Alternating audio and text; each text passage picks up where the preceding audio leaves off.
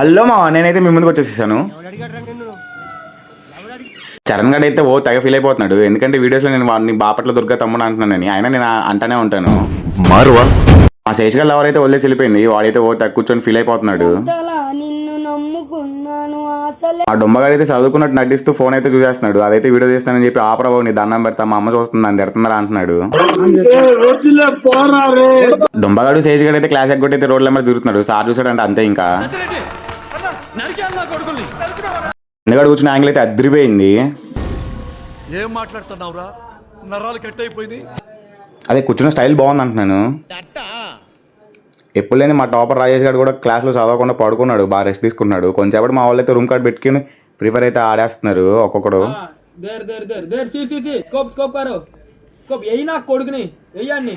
ఇది కనుక మా క్రాంతి సార్ చూసాడండి ఇంక అంతే.